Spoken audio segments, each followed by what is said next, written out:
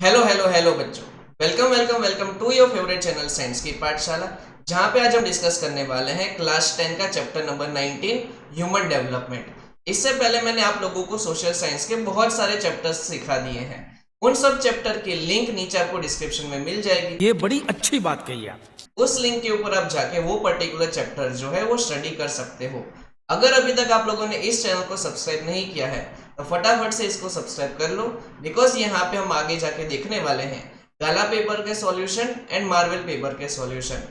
तुम बहुत मस्त काम करते हो। बिना टाइम वेस्ट किए अब हम इस चैप्टर का डिस्कशन स्टार्ट करते हैं। सबसे पहले हम इस चैप्टर का इंट्रोडक्शन डिस्कस कर लेते हैं। Change is the rule of life, यानी कि हमेशा जो है एक ही चीज कांस्टेंट है, दैट इज चेंज। मतलब कि टाइम के साथ सब कुछ चेंज होने लगता है। An infant grows slowly to an adult. एक इन्फेंट यानी कि एक छोटा सा बच्चा कुछ सालों के बाद एडल्ट में कन्वर्ट हो जाता है।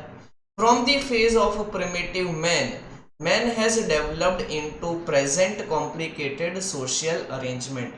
पहले जो मैन हुआ करता था वो प्रिमिटिव मैन हुआ करता था, यानी कि वो जंगल में रहता था, फॉरेस्ट में रहता था। उसके पास सिर्फ एक ही काम होता था, दैट इज सर्वाइवल। उसको जंगल में कैसे सर्वाइव करना है, कैसे खुद के लिए खाने का अरेंजमेंट करना है, जिंदा रहना है, वही उसका काम होता था। आजकल क्या हो चुका है कि वो जो पर्टिकुलर मैन है वो एक सोशल अरेंजमेंट के बीच में फंस गया है। ठीक है, मतलब कि टाइम के साथ सब कुछ चेंज होता जा रहा है। A lot of difference is there in the quality of life of the people in different countries of the world. अगर हम अलग अलग कंट्रीज के सिटीजन्स को कंपेयर करेंगे तो उन सब सिटीजन्स की जो क्वालिटी ऑफ लाइफ है वो डिफरेंट होगी। हम जैसे कि इंडियंस हैं, हमारी क्वालिटी ऑफ लाइफ डिफरेंट होगी as compared to someone who is Australian. कोई अमेरिका से होगा तो उसकी अलग होगी, कोई अफगानिस्तान से है, श्रीलंका से है तो अलग होगी। ठीक है, बांग्लादेश के साथ कंपेयर करोगे तो अलग मिलेगा, ईरान, इराक, सऊदी अरेबिया, उन सब के साथ कंपेयर करोगे तो अलग मिलेगा। दैट मीन्स डिफरेंट कंट्री में रहने वाले लोगों की जो लाइफ स्टाइल है, क्वालिटी ऑफ लाइफ है, वो डिफरेंट होती है। साथ साथ में अगर हम एक कंट्री के दो रीजन्स को भी कंपेयर करेंगे ना तो वहां पे भी हमें क्वालिटी ऑफ लाइफ डिफरेंट मिलेगी। जैसे कि हम गुजरात में रहते हैं तो हमारी लाइफ स्टाइल और क्वालिटी ऑफ लाइफ डिफरेंट होगी as compared to someone who is in Orissa, या तो बंगाल, या तो जम्मू एंड कश्मीर, या तो तमिलनाडु, कर्नाटका, मध्य प्रदेश, राजस्थान। हर डिफरेंट रीजन में रहने वाले लोगों की लाइफस्टाइल डिफरेंट होती है। In order to improve quality of life, there is a need to satisfy basic requirement like food, clothing and shelter. अगर हमें किसी की क्वालिटी ऑफ लाइफ इंप्रूव करनी है तो हमें पहले तो तीन बेसिक चीजें चाहिए, दैट इज रोटी, कपड़ा एंड मकान, यानी कि फूड, क्लोथिंग एंड शेल्टर। इसके बाद आज जरूरत पड़ती है एजुकेशन की, हेल्थ की और एंटरटेनमेंट की। अब यहां से हमारा मेन चैप्टर स्टार्ट होता है। हम किसको कहते हैं? Human development. तो this term is used for expansion of human capacities, prevalence of preferences, development of freedom and human right. इसका मतलब क्या होता है कि जब भी ह्यूमन की कैपेसिटी इंक्रीज होती है, परचेजिंग कैपेसिटी भी हो सकती है, लिविंग स्टैंडर्ड भी हो सकता है, उसकी फ्रीडम भी इंक्रीज होने लगती है, उसके ह्यूमन राइट्स भी इंक्रीज होने लगते हैं, तो उस केस में हम कहते हैं कि वो जो पर्टिकुलर पर्सन है वो ह्यूमन डेवलपमेंट जो है वो कर रहा है। Human development gives the indication of many other things other than education, health, nutrition and controlling resources. Human development जो है वो बहुत सारी चीज़ों का इंडिकेशन देता है other than. Obviously human development हो रहा है मतलब कि एजुकेशन भी अच्छा होगा, हेल्थ भी अच्छी होगी, उसके पास अच्छी क्वालिटी का फूड होगा, दैट मीन्स वो न्यूट्रिशियस फूड कंज्यूम करता होगा, और उसके पास रिसोर्सेज भी होंगे। यूएनडीपी यानी कि यूनाइटेड नेशंस डेवलपमेंट प्रोग्राम ने ह्यूमन डेवलपमेंट की डेफिनेशन गिवन दी हुई है, वो आपको यहाँ पे थर्ड पॉइंट में गिवन है, जो आप लोगों को याद ही रख लेनी है। That is human development is a process of extending human aspirations and essential substance services.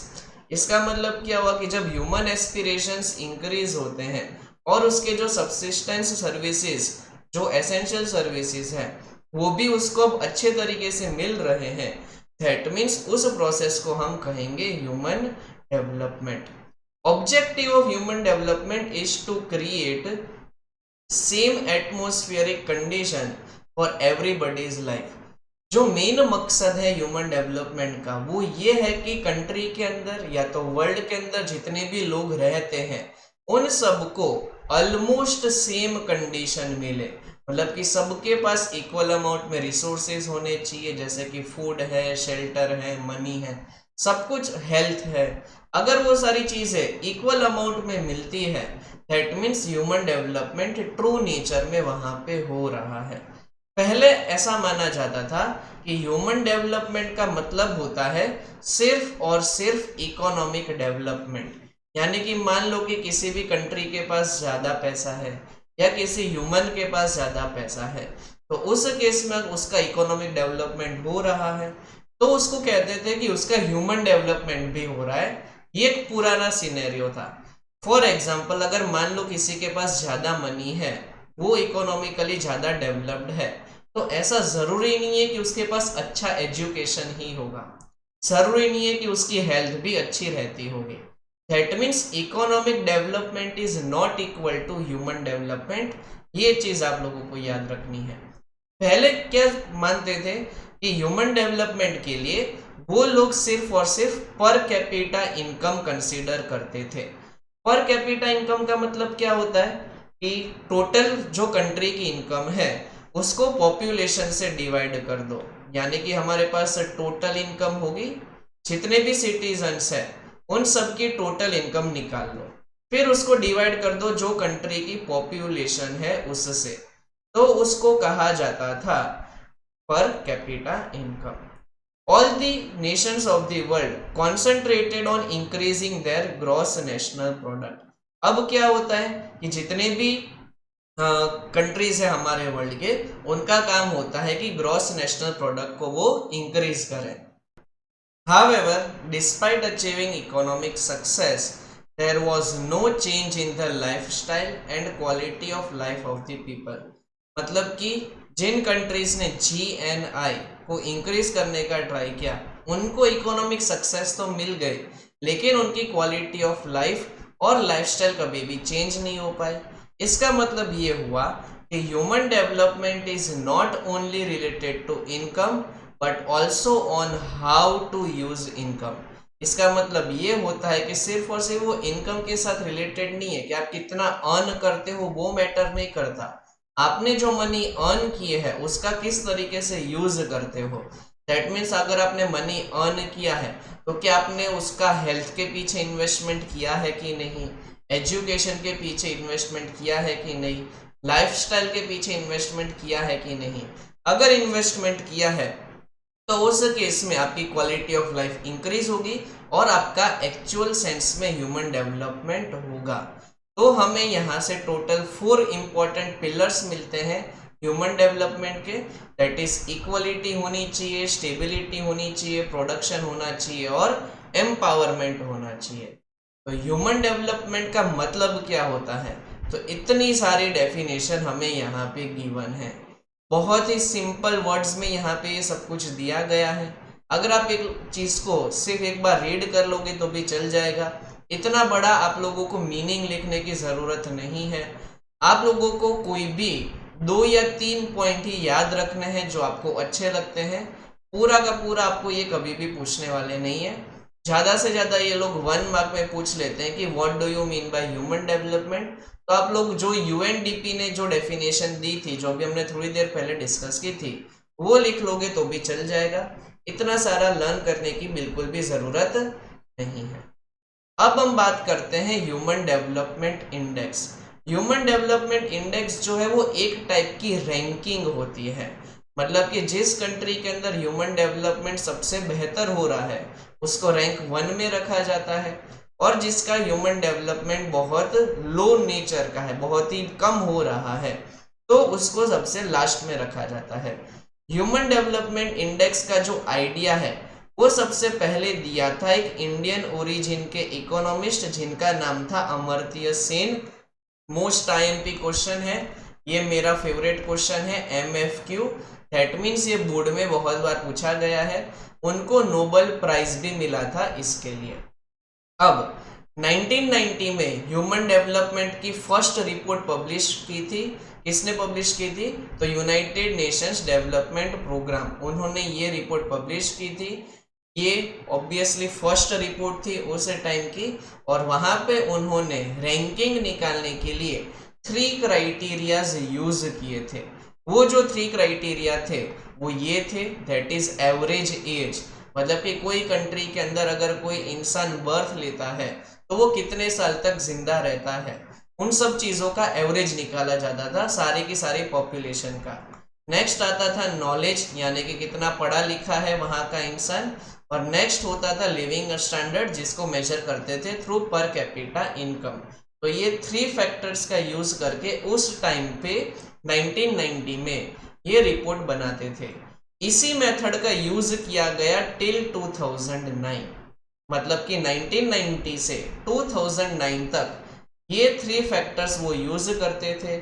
फिर 2010 से उन्होंने न्यू टेक्निक यूज की। वो न्यू टेक्निक में वो लोग क्या मेजर करते थे वो अब हम डिस्कस करने वाले हैं।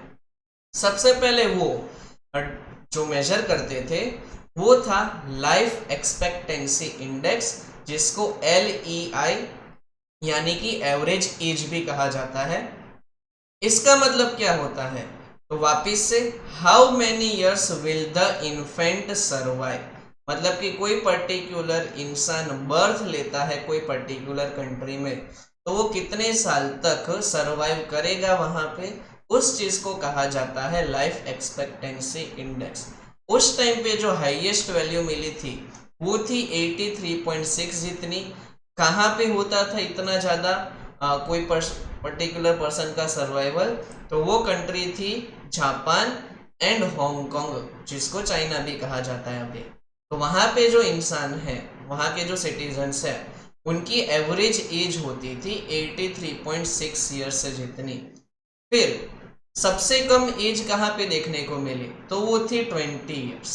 ठीक है, अब इंडिया में क्या चलता था लाइफ एक्सपेक्टेंसी? तो 2015 में जब रिपोर्ट पब्लिश हुई थी तो उस केस में हमें पता चला कि इंडिया के अंदर जो एवरेज एज है वो है 68 ईयर्स। अगेन ये 1 मार्क्स में पूछा जाता है, तो ये पॉइंट आप लोगों को याद रखना। नेक्स्ट जो मेजर करते हैं वो चीज है हमारी एजुकेशन इंडेक्स, जिसको EI कहा जाता है। एजुकेशन इंडेक्स में भी 2 पार्ट है। एक होता है मीन ईयर्स ऑफ स्कूलिंग, जिसको MYS कहा जाता है। इसका मतलब क्या होता है? तो याद रखना है, it is the years spent in the school by an adult till the age of 25, मतलब कि 25 ईयर्स तक।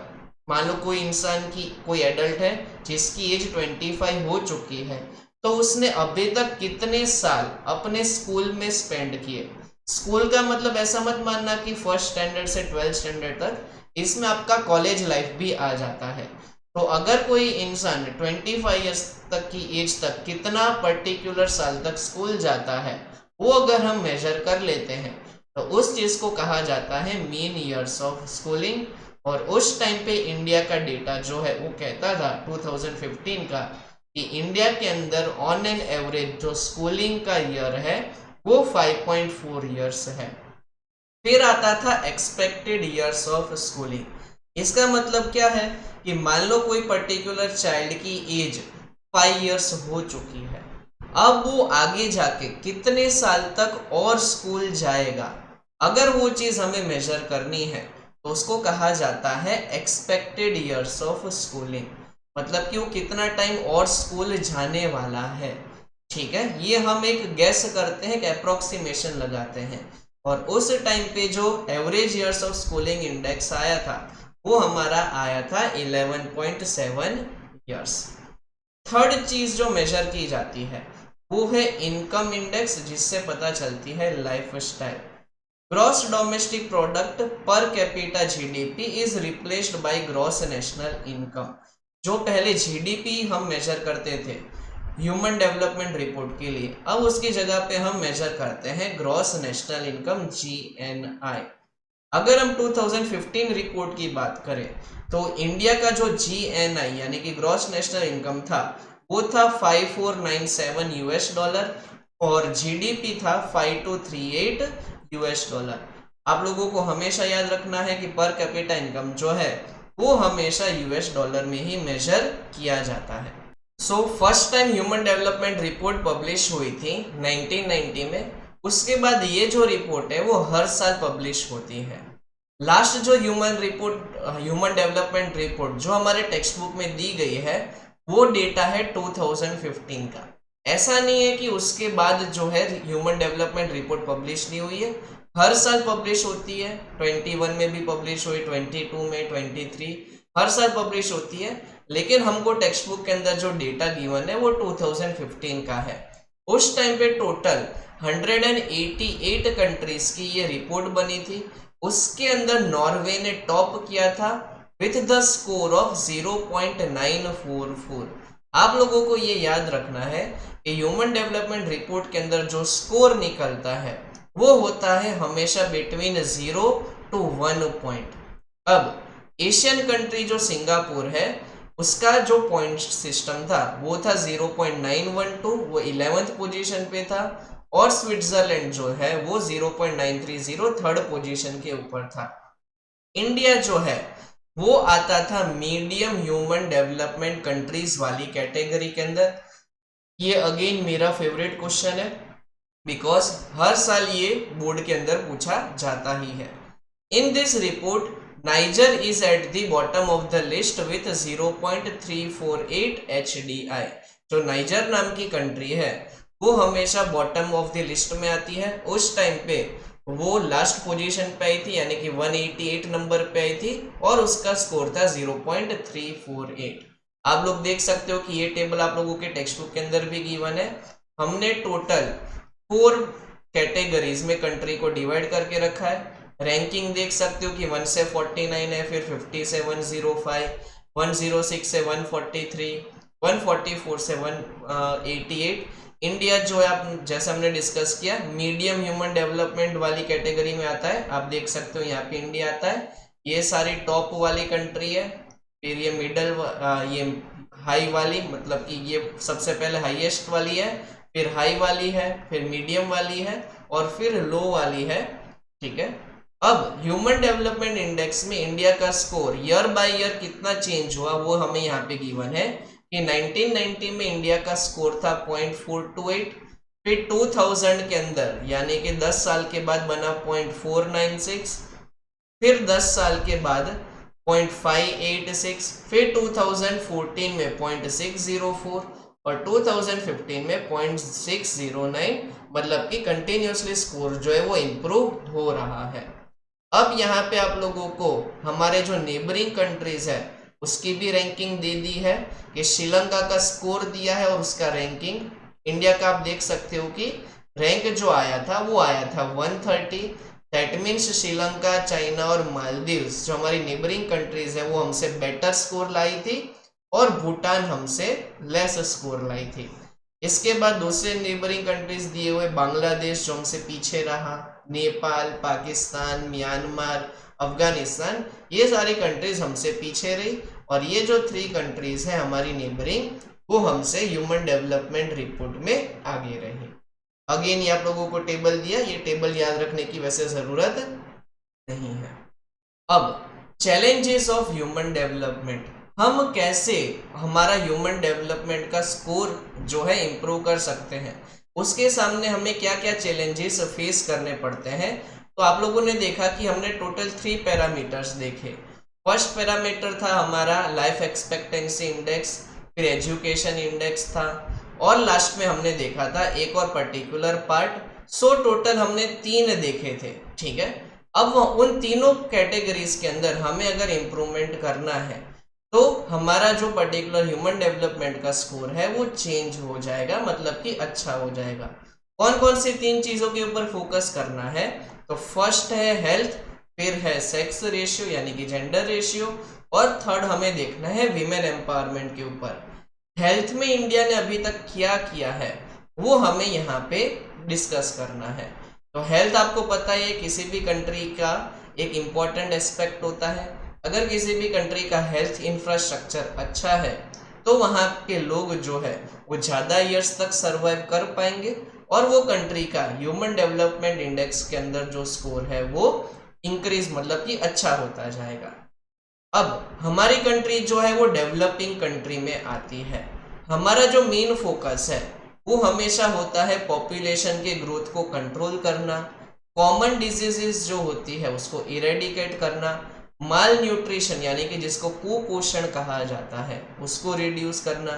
बहुत सारे हैंडीकैप लोग भी हमारे कंट्री में देखने को मिलते हैं।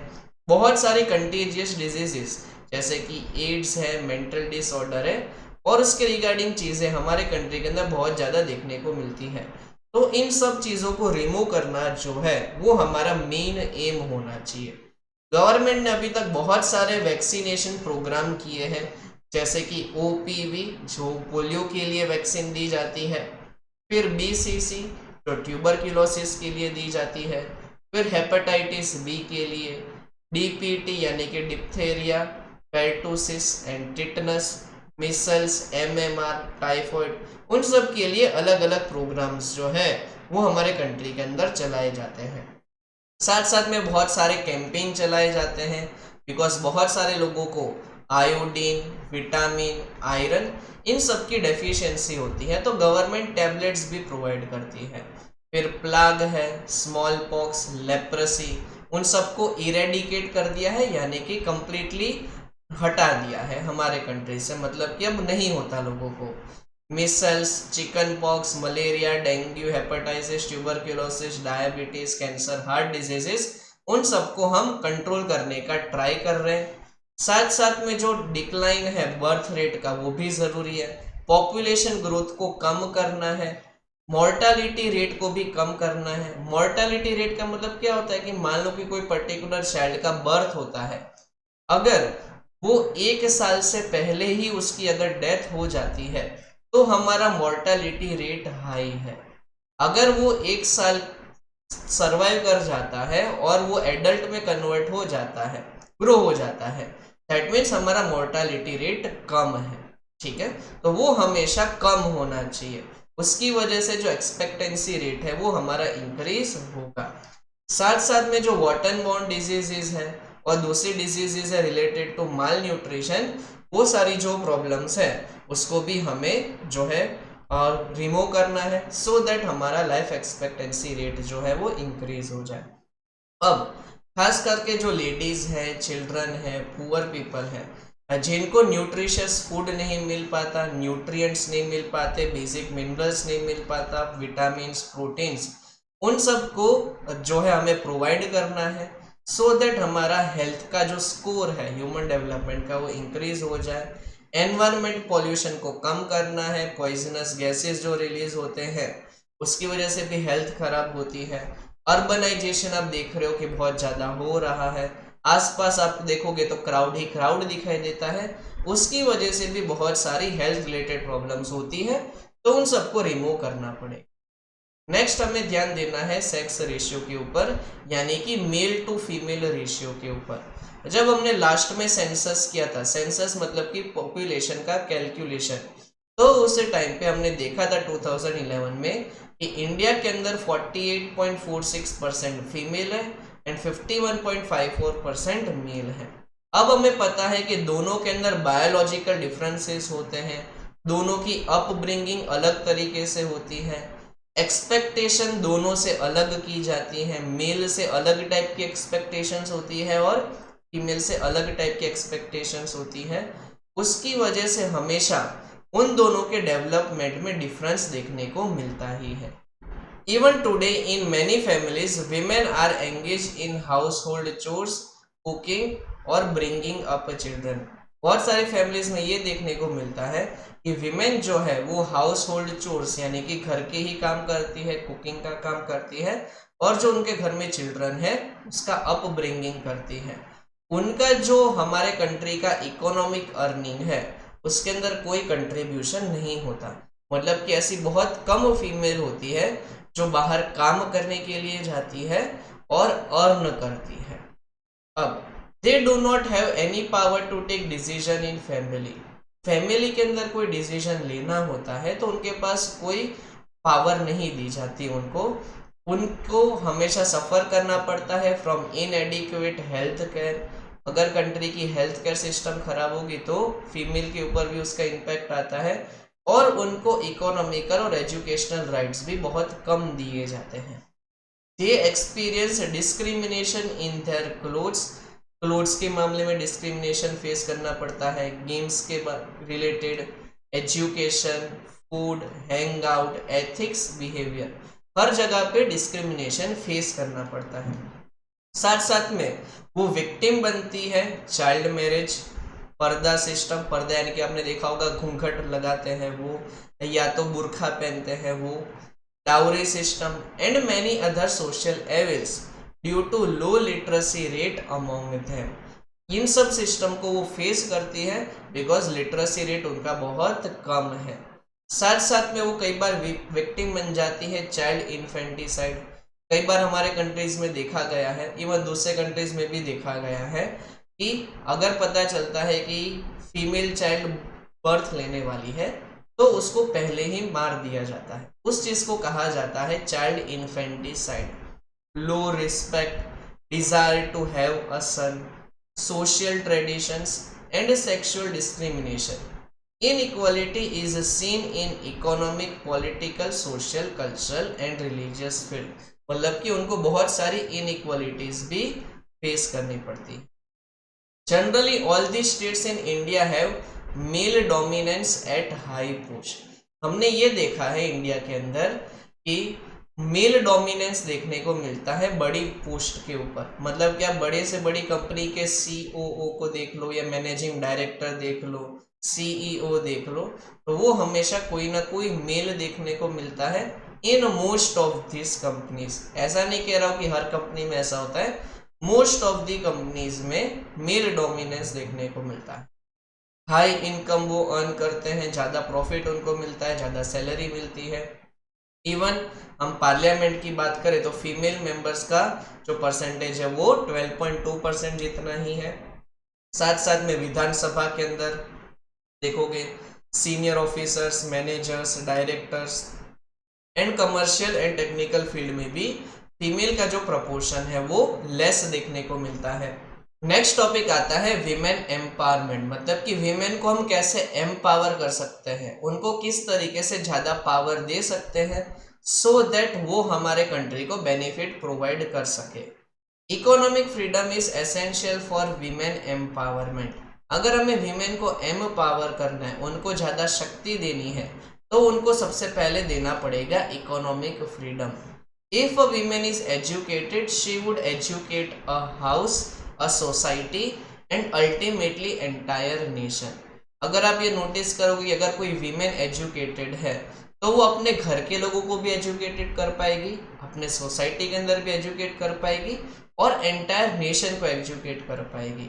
सो from time to time they have served at the post of prime minister. आपने नोटिस किया होगा कि हमारे कंट्री में फीमेल प्राइम मिनिस्टर भी रह चुकी है, जैसे कि इंदिरा गांधी। प्रेसिडेंट रह चुकी है, जैसे कि प्रतिभा पाटिल हो गई। अभी द्रौपदी मुर्मू हैं, वो एक फीमेल प्रेसिडेंट है। और साथ साथ में बहुत सारे डिफरेंट स्टेट की चीफ मिनिस्टर्स भी वीमेन रह चुकी है, जैसे कि अभी ममता बनर्जी है ऑफ वेस्ट बंगाल, पहले शीला दीक्षित हुआ करती थी ऑफ दिल्ली। तो वीमेन को अगर चांस मिलता है तो वो पर्टिकुलर जो हाईएस्ट पोस्ट है हमारी कंट्री की, वहाँ पे वो सर्व कर सकती है। Women are engaged in jobs like a taxi driver to pilot. Women जो है वो टैक्सी ड्राइवर का भी काम कर सकती है और इवन पायलट का भी काम कर सकती है। हमने ये नोटिस किया है कि विमेन जो है वो आजकल सोशल वर्कर का भी काम करती है, लिटरेटर का भी काम करती है, जर्नलिस्ट भी आपने देखा होगा, sports person, educator, TV actor और न्यूज़ चैनल, अलग अलग जगह पे विमेन आजकल काम करती है। साथ साथ में वो बिजनेस और कॉमर्स में भी अब ज़्यादा काम कर रही है, कम्युनिकेशन की फील्ड में, और ऐसी बहुत सारी जॉब्स जहाँ पे एजुकेशन, ट्रेनिंग और स्किल प्रोग्राम चाहिए, वहां पे भी वो अब ज्यादा काम कर रही है। अब गवर्नमेंट ने जो है बहुत सारी विमेन वेलफेयर स्कीम्स निकाली हुई। कौन कौन सी स्कीम है उसके बारे में हम देखने वाले हैं। तो national commission for women was set up in 1992। ये याद रखना है, मेरा फेवरेट क्वेश्चन है, आप लोगों को ये 1 मार्क में पूछा जाएगा। National policy for empowerment of women 2001 was set up by the department of women and child development. National policy बनाई गई थी विमेन को एम्पावरमेंट के विमेन के एम्पावरमेंट के लिए 2001 में, ये चीज याद रखनी है। इसका काम क्या था, strength building, employment, income generation, welfare and supportive system and gender sanitation, इन सारी चीजों का ध्यान रखना। यूनाइटेड नेशन ने 1975 को विमेन्स ईयर डिक्लेयर किया था। साथ साथ में जो डेकेड था 1975 से 1985 का, उसको विमेन्स डिकेड कहा था, और 2002 वाले ईयर को विमेन एम्पावरमेंट ईयर कहा था। ये सारी चीजें आप लोगों को याद रखनी है। Steps taken to stop women exploitation, women के एक्सप्लॉयटेशन को स्टॉप करने के लिए कौन कौन से स्टेप्स लिए गए हैं उसके बारे में हमें डिस्कस करना है। अगेन ये 1 मार्क्स के लिए इंपॉर्टेंट है। यहाँ पे गुजरात गवर्नमेंट की बात की गई है कि कई बार विमेन जो है वो वायलेंस फेस करती है अपने सोसाइटी के अंदर, तो उस केस में 181 करके अभयम विमेन हेल्पलाइन स्टार्ट की गई है। मतलब कि विमेन को अगर सिक्योरिटी की प्रॉब्लम हो रही है तो 181 पे कॉल करके जो है वो हेल्प मांग सकती है। They may also even get guidance for their progress and just by making a call. Women court has been set up so poor women get justice easily and welfare centers have been set up to solve social, legal and employment related problems for women.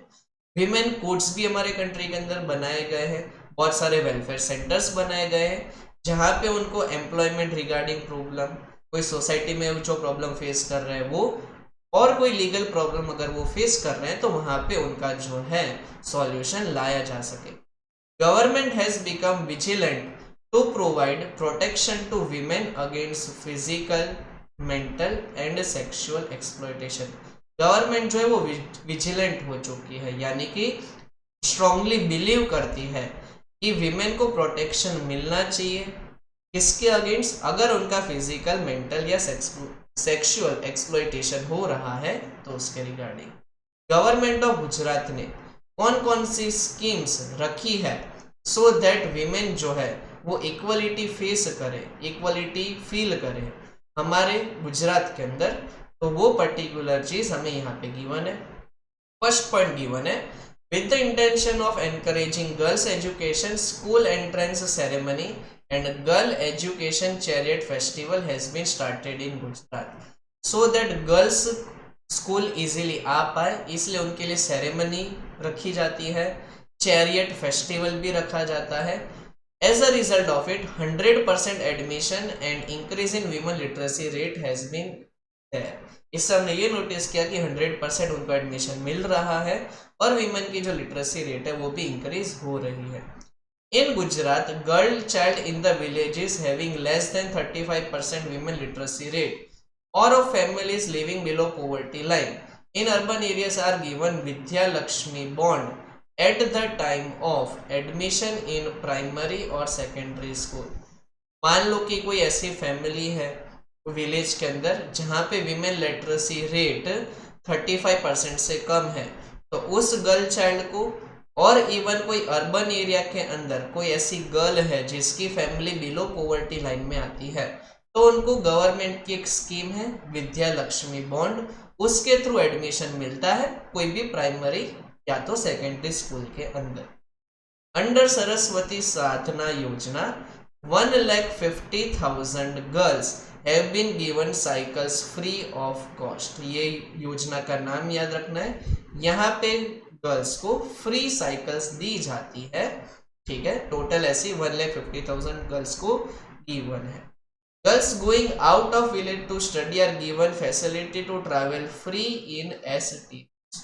जो भी particular girl जो है वो study के लिए अपने village से अगर बाहर जाती है तो उनको फ्री में ट्रैवल करने का मौका मिलता है इन एसटी बस यानी कि स्टेट ओन्ड बस। अब सबला योजना has been started to provide nutritional food to adolescent girls and to develop their skill.